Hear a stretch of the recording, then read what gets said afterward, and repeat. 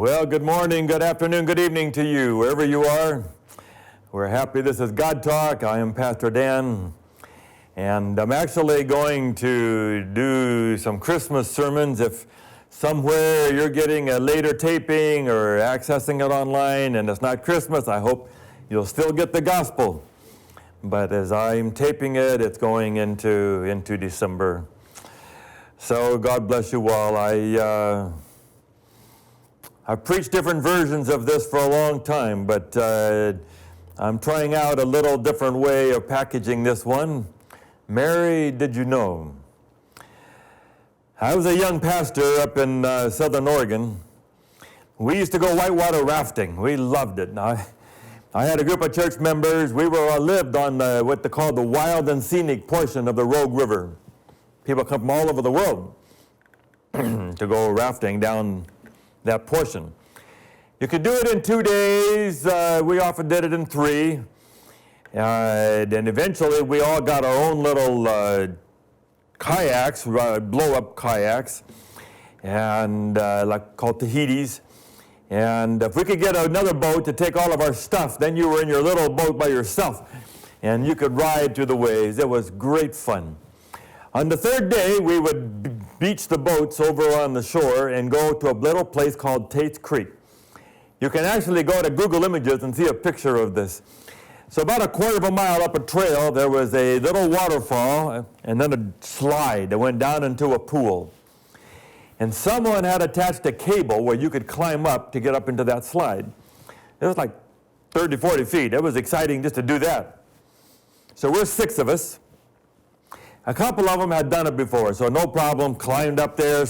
You would sit in the water, build up a little water behind you, and then when you had a lot of water, you would lie down straight and 30, 40 feet, drop into that pool. So I had no plans to do it. Another old guy wasn't going to do it. But then my brother had to do it, my younger brother. So how am I going to not do this? So I finally swam through the pool, went up that rope ladder, went and sat in that creek, and I looked down, and the rock curved around, and I was just sure I was going to sit up and conk my head on that rock, and I was going to be out. So I was psyched out. For half an hour, I sat there. I didn't want to go back down and fail this, but neither did I want to do it. Fork in the road. They came up and showed me again. They're yelling at me, "We have to go, Pastor Dan." So finally I says, I can't shame myself by not doing this. I finally just closed my eyes and tried to be as rigid as I could and shot down that thing, landed in the water, and that was great. I wanted to climb and do it again. And I wondered how many other great experiences I had passed up because of my fear, wanting to stay safe, didn't want to do anything too risky. And the story we're looking at today is a story of Mary. Mary's a young girl, and she has plans for her life. She's going to engage to be married, and then they'll have children the regular way and live that kind of a life. When all of a sudden there's an angel in front of her who says, "You have found favor with God. And you're going to give birth to a son. He will be great, and he will be the Son of the Most High." This is not in the plan. She has a plan. She has a script for her life. And now an angel is saying, you need to let go of that script and go another way. She can say no to the script. It's her choice. And she can get married. And she can have babies and live a quiet life in Bethlehem, Nazareth, wherever they want to live. Or she could go down a new path and be the mother of God. And the whole world will know the name of Mary. If she does that, good chance there's going to be this whispering campaign. You know what she did? Had a baby, wasn't married. Husband probably would leave her. Yeah, he knows it wasn't him. She'll be a single mother the rest of her life. Scandal, live off by herself, raise her child by herself. Defining moment. But still, she decides to let go of the script, grab the moment, seize the day, and say, okay, I will do it. She said, may it be unto me as you have said, Mother of God. Sings Magnificat and all the rest of it. The defining moment. Bible is full of these defining moments where someone has a chance to be very ordinary or to grab this moment when the angel comes and says, okay, I'll go. Noah, we want you to build a boat. It's going to be a huge boat. No one's ever seen a boat. No one's ever heard or seen of rain. Grab the moment. Believe it.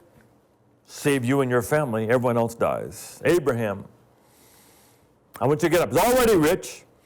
I want you to sell it all, let it go, pack up everything, and head out the street, and I'll tell you at the end of the street which way to go, left or right. Wow. I'll make you a father of a great nation. He's 100 years old. I'm going to give you a son. Your children are going to be like the sand of the seashore and the stars of the sky. Everyone will know your family. It's not easy to let go of the script. Sure, you've had your moments. Much easier to stay in your comfort zone with what's familiar, what you already know, the people you already know, the food you already like. I was at the spaghetti factory a while ago and realized I have probably been buying the same order, manager's choice, half tomato, half Mazethra cheese for 45 years. In Portland, Oregon until now. I liked it, it works, it's great. Go do it again. Comfortable, safe. How many times have I missed out on something that could have been an adventure, something new, something bigger, something that could have made a difference in the world? Because I said no when the angel was in front of me. I thought it was going to be too hard, or it was going to be scary, or it was going to cost too much money, or I might fail in front of everybody if I tried to do that and it doesn't work. So better just stay safe. Tell the angel to go find someone else. And you never know when the angel is going to come and be right in front of you. Leave the freeway and let's go four-wheeling. Get out of your comfort zone, do something crazy. But if we don't do it, some things will never happen. No one would have built the Empire State Building or, go to America, Columbus or Puritans. Do something new. Let's go explore the world. We would never learn to eat another food, eat Thai food, eat Indian food. Never would have gone on mission trip, never would have done any of those things if you just stay safe. Hold on to the script. Stay in your comfort zone. Mary's story says when you hear the angel in front of you, say, may it be unto me. I'll try. Okay, let's try it. Let's go. You think of the old movie Papillon. I'm not promoting that. There's, I think, parts of it that are not nice. But the only scene that I care about is at the end of the movie when they're now in prison on an island off French Guiana down in South America. No one's ever escaped. It's 20 miles in the ocean. If you get into the sea, you got 20 miles to swim. Sharks and whatever. One boat comes once a week to bring some food. That's all there is. You're by yourself. There's no guards. There's no need for guards. You're in a little hut for the rest of your life. Steve McQueen can't accept it. He watches and he sees these waves, and he sees every seventh wave washes out to sea. And he says to Dustin Hoffman, we can make rafts and we can, out of coconuts, we can throw them down. We'll catch that seventh wave and we'll paddle our way to freedom. We don't have to be here feeding chickens and living out the rest of our life. So they make the coconut rafts. Comes a moment, the two old men now, been running out of jails and prisons all their life. Now the time to go for it. Defining moment. And Dustin Hoffman says, you go ahead. No, we can't stay here. Come on, let's go. You go ahead. And two old men hugged together, been together for years. McQueen throws this down, jumps, gets on it, paddles away, and he makes it. Lives the rest of his life in freedom with his family. The movie ends, Dustin Hoffman goes back to his chickens, and he's feeding chickens in prison the rest of his life. Defining moment. Go for it, stay. You never know when the moment's going to come. Christmas Eve, I think, there was a terrible blizzard in Philadelphia. Old couple came into the hotel. Young boy there manning the desk. Can I help you? Yeah, we need a room. We don't have any more rooms. I'm so sorry, it's full. Big convention in town. And they said, we've gone to every hotel. My wife really needs a room. The kid feels bad. He said, I'm working all night. You can stay in my room. And he takes that old couple, puts them in his room, tries to make them comfortable, goes back to his desk. They check out in the morning. 2 years later, he gets a cable, please come to New York on this day. He meets these people, it's that couple. They take him in a taxi downtown. Here's a new building. And they said, we built a hotel. We want you to manage our hotel. It's a Waldorf Astoria hotel. Because he grabbed the moment when the angel came and said, do something, give up your room, let go of the script. The easy answer is, we have no room, go solve your own problem. How tight do you hold on to your life? White-knuckled. Don't want anything to change the plan, change the script. I've heard Bill Hybels tell the story of when he was in high school. His father picked him up and he said, Billy, you've been doing good in school, let's take a break. Let's go and see the basketball championship in the Final Four. I think in Baltimore. They were in Kalamazoo, Michigan. He said, Dad, those are tickets you only get like in the lottery. A year ahead of time, Dad, we're not going to get tickets. He said, you don't worry about that. So they had a plane, so they got in a plane, flew to Baltimore. He said to Billy, he said, you go to the stadium, I'll meet you at the front door and I'll have the tickets. Sure enough, somehow his father parked the plane, got a car, got the tickets, showed up at the front door, and they got to have a great night, watch the national championship game. Thought about it that afternoon. And father came out and said, Billy, I got a few days free. You've been doing good in school. I think you can take a little break. What do you say to go to the airport and just pick the first flight anywhere? So that's what they did. We'd like to live like that. Just whatever comes in your mind, that's the moment. The angel comes and says, okay, let's go. It's not wrong to live carefully. It's not wrong to count the cost, to measure what this will take, follow the blueprints,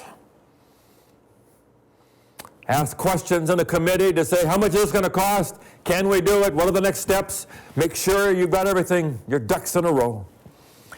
But there are moments that if you hold on too tight, you will miss out on being the mother of God, on flying off to the national championship. Moments where you could have done something to make a difference. If we didn't grab the moment, we would still believe in a flat earth. There would be no electricity. There would be no computers. There would be no electric lights. None of us would eat Thai food or any of the other kinds of food that we've experienced. There would be no mission trips. Stick to the script. Stick to what's safe. Keep control of everything. And I decided years ago, after reading this story, that I was going to be a little more adventurous. Try to listen for when the angel comes and says, Dan, I want you to go build that church. I want you to go and speak to that week of prayer. I want you to go. And there are moments that are terrifying. But the reward. I have preached to a youth congress that had 7,000 people in front of me at 5 in the morning. Every seat filled, people sitting on every seat, every spot on the floor, and another thousands of people listening on the radio in their camp in the Philippines. And then again at 7 at night. Just an unbelievable blessing. Almost anywhere I go in the country, oh, we heard your sermons at the Youth Congress. I grabbed the moment. It's bigger than me. I'm not big enough for that, but I got to do it. Been all over the world.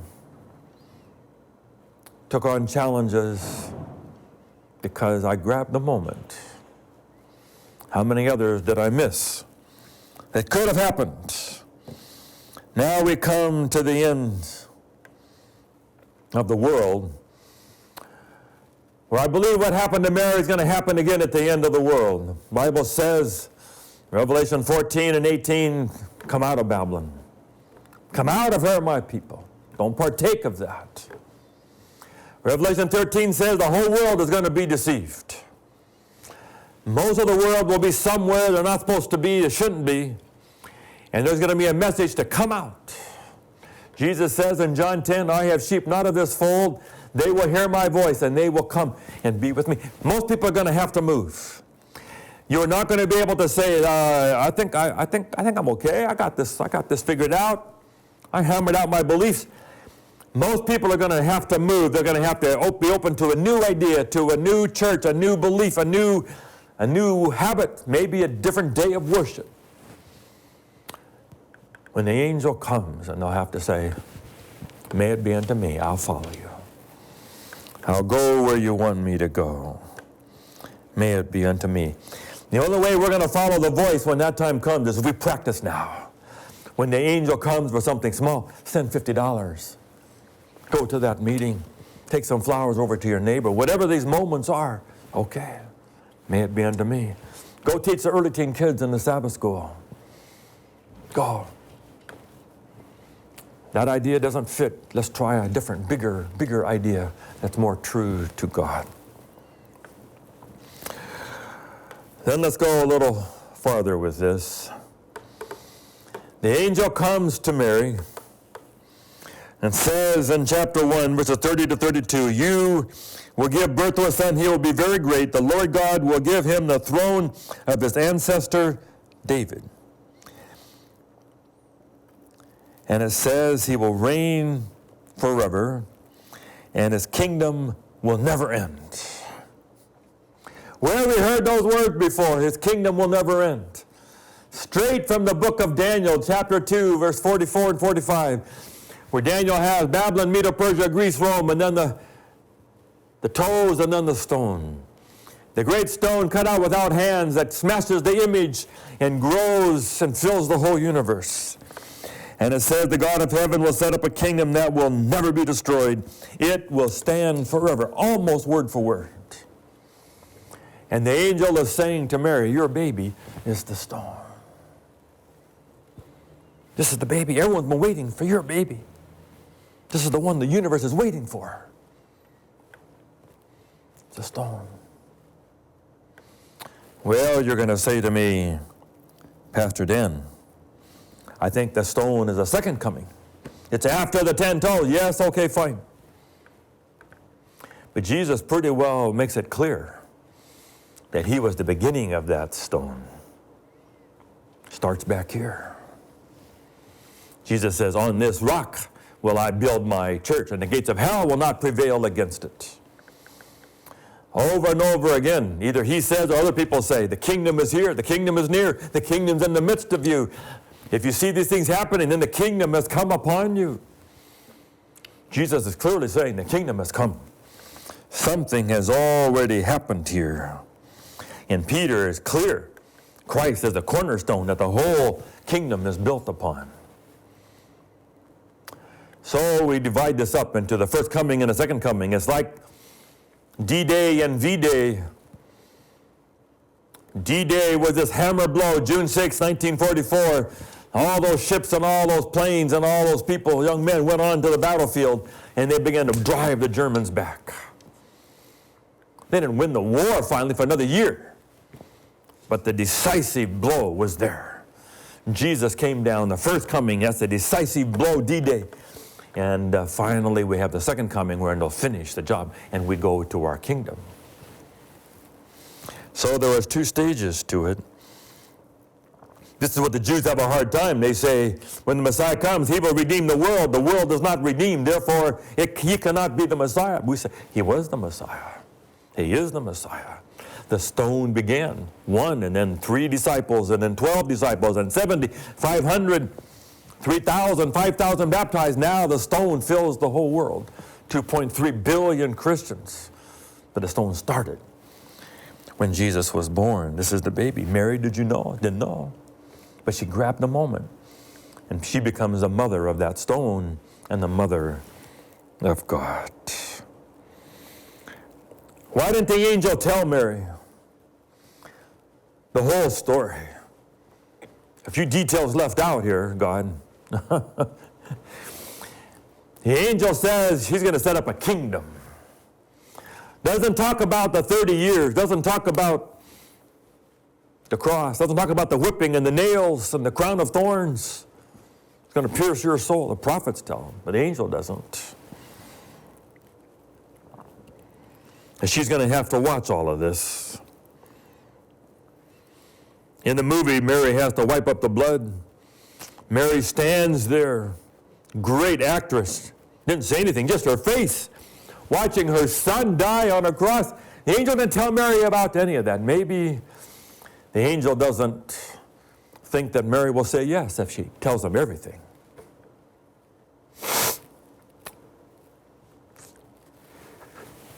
Excuse me.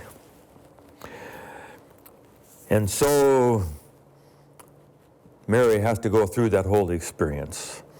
Why doesn't God say all of that? Maybe God wants to know that you want him for him and not just for the kingdom of glory. He wants a kingdom of grace. And he wants to know that we will accept him for who he is. Kierkegaard tells a famous parable about the prince fell in love with a beautiful girl in the next village. But he's very afraid that if he goes over there with his entourage and the royal robes and the royal chariot, she will get caught up in all the trappings of it, and he'll never know whether she wanted him or for all this. I'll be queen. And so he takes off his royalty and he puts on the peasant's clothes. He goes alone and he just does what an ordinary villager would do. And she falls in love with him.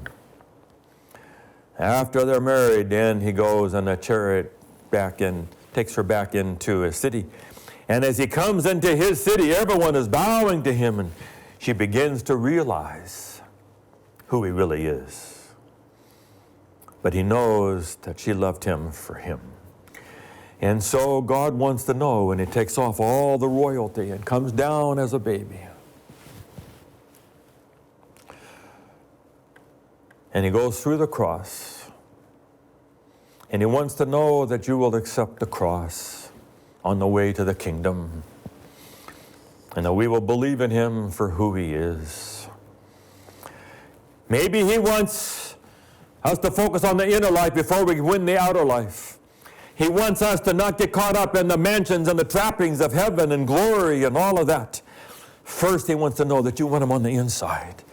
That you are willing to work on the inside to become the people that we want to be, what he wants us to be, so that heaven will be filled with the kind of people that heaven wants to be.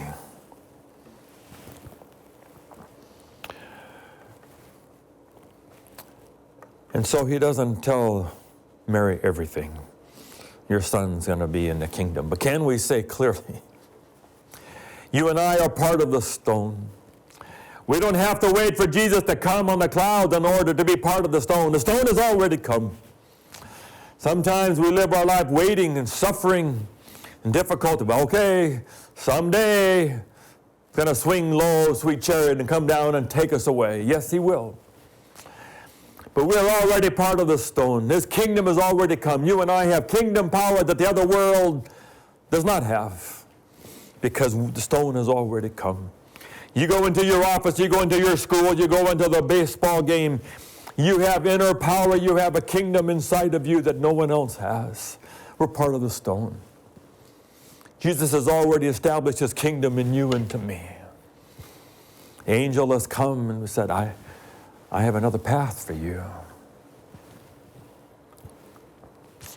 You decide which life you want to live. You want to live the merry life, village girl, get married and have babies, the ordinary way, live your house, live your rest of your life, and that's it. Or when the angel comes, you can grab it and say, may it be unto me,